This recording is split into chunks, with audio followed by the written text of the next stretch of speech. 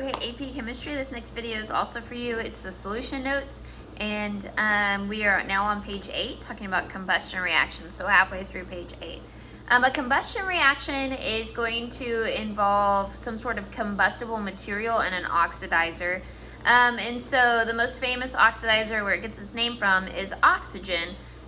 Makes sense. And so most combustion reactions need oxygen. And if you think about combustion reactions, we think about fire, things like that. Makes sense. You know fire needs oxygen. If it doesn't, then it would go out. If I light a candle and I put the lid on top of it, you can watch the flame slowly suffocate. A really common example of a combustion reaction would be like propane in your propane tank.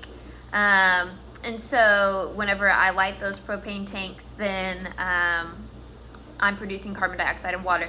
So the main thing on a combustion reaction is you need oxygen, and you can produce carbon dioxide and water. And that's whenever you're doing a hydrocarbon. There are other types of combustion reactions, but they look different. And so for an example, I can burn magnesium, and so down below it shows you magnesium still needs oxygen to burn, but it's not going to produce carbon dioxide and water. It's a synthesis reaction. I combine the magnesium and oxygen together to get MgO.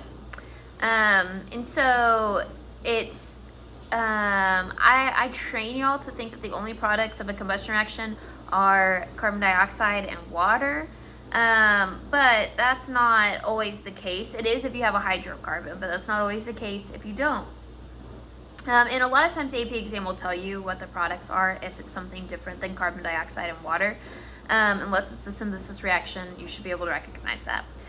Now then, a very common example of a combustion reaction would be your cell respiratory. And so that's the example given down here. It is exothermic, so we're producing that energy. We're taking the oxygen and then the sugar, and then we're burning the sugar, and we are producing energy for our bodies. So, and that energy would be ATP energy for those of you who took biology. I'm not very good at biology, as we all know. But that being said, and your notes go on to explain that, and then the top of the next page talks a little bit more about the difference in the two, and the activation energy, and kind of talking a little bit more about your body. And so you can read through that and kind of understand. We've already talked about activation energy a little bit in endo and exothermic when we did enthalpy. So that being said, moving on, we're now on page 9. And next we're going to talk about a precipitate. So a precipitate is whenever a solid is formed as a product whenever we're mixing two solutions together.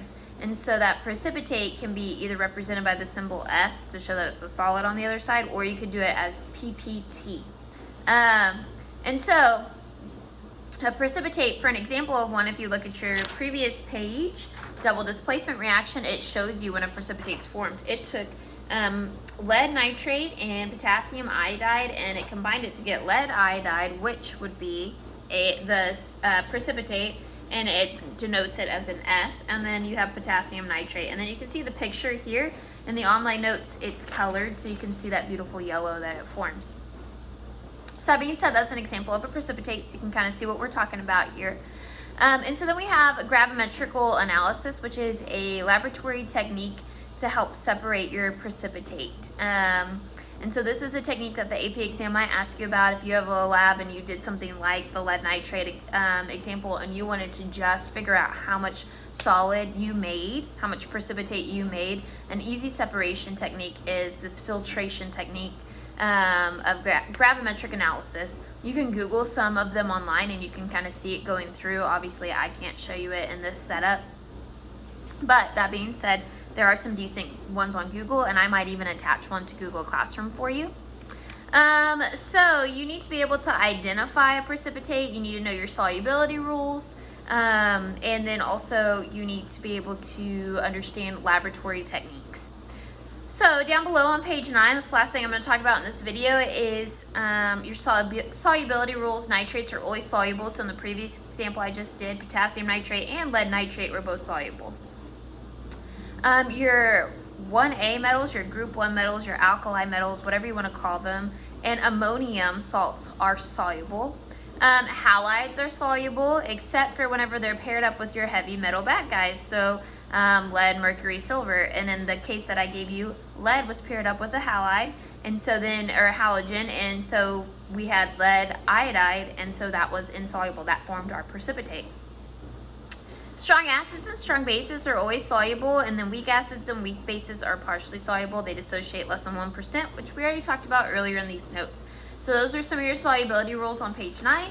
And you do have an exercise on page 8 to see how you understand solubility rules. And so I will pick up, you have exercise 8 on page 10 for solubility rules. And I will pick up on the next video with page 10.